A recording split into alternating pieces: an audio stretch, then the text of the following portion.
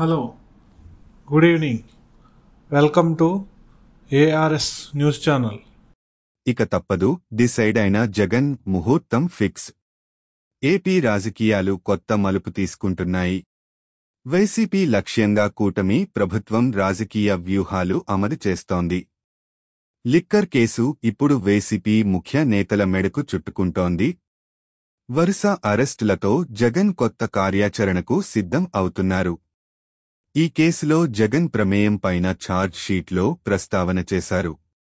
అటు ఢిల్లీ కేంద్రంగా జాతీయ రాజకీయాల్లో వేగంగా లెక్కలు మారుతున్నాయి.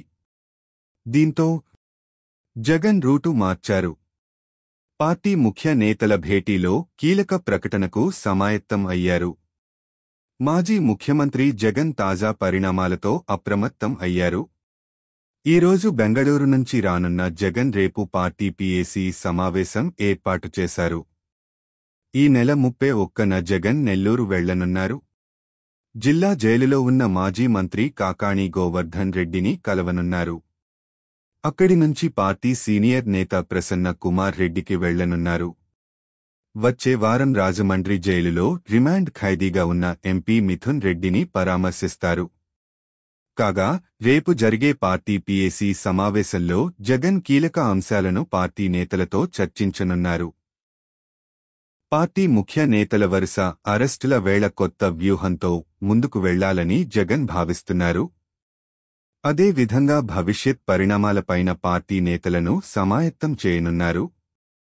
ప్రస్తుతం లిక్కర్ కేసులో కీలక పరిణామాలు చోటు చేసుకుంటున్నాయి. తాజాగా భారతీ సిమెంట్స్లోనూ సెట్ సోదాలు విచారణ చేయటం సంచలనంగా మారుతోంది. అటు సీఎంఓలో లిక్కర్కు సంబంధించి ఎలాంటి చర్చలు, నిర్ణయాలు జరగలేదని జగన్ చెబుతూ వస్తున్నారు. కాగా పార్టీ ముఖ్య నేతలు అరెస్ట్ తరువాత సెట్ తదుపరి ఛార్జ్ షీట్లో జగన్ గురించి ఏం ప్రస్తావన చేస్తుంది అనేది ఇప్పుడు కీలకంగా మారుతోంది. కూటమి ముఖ్య నేతలు సైతం జగన్ అరెస్ట్ పైన పలు మార్లు వ్యాఖ్యలు చేశారు.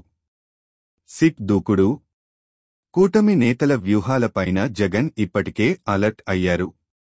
న్యాయపరంగా ఈ కేసు గురించి బెంగళూరు కేంద్రంగా సీనియర్ న్యాయవాదులతో మంత్రాంగం సాగించినట్లు తెలుస్తోంది. కాగా పీఏసీ సమావేశంలో భవిష్యత్లో ఎలాంటి పరిణామాలు చోటు చేసుకున్నా ముందుకే వెళ్లే విధంగా కార్యాచరణ ఖరారు చేయనున్నారు. ఢిల్లీకి వెళ్లి ఏపీలో అరెస్టుల గురించి ఫిర్యాదులు చేయాలని భావించిన కేంద్రంలోనూ టీడీపీ భాగస్వామిగా ఉండటంతో ఉపయోగం లేదనే అభిప్రాయానికి వచ్చారు. దీంతో ఏపీలోనే ప్రజల మధ్యనే ఉంటూ ప్రభుత్వం పైన పోరాటం చేయాలి అనేది జగన్ తాజా ఆలోచన. అందులో భాగంగా ఆగస్టు 15వ తేదీ నుంచి జిల్లాల వారీగా పార్టీ సమావేశాలకు జగన్ సమాయత్తమవుతున్నారు. పూర్తిగా పార్టీ శ్రేణులు జనం మధ్యనే ఉండేలా కార్యాచరణ ప్రకటించనున్నారు. అదే సమయంలో త్వరలో జరిగే ఉపరాష్ట్రపతి ఎన్నికల్లో ఓటింగ్ అనివార్యం అయితే పార్టీ వైఖరిపైన జగన్ స్పష్టత ఇచ్చే అవకాశం ఉంది.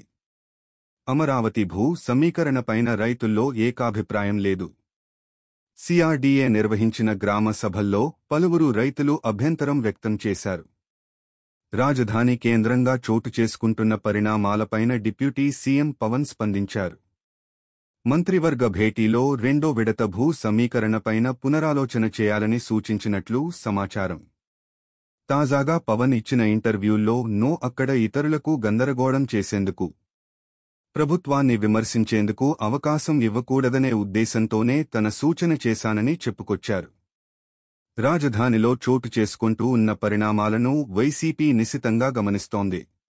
తాజాగా రాజధాని రైతులకు కౌలు డబ్బులు అందించింది. అయినా రైతుల్లో ఎక్కడా ఆనందం కనిపించటం లేదు.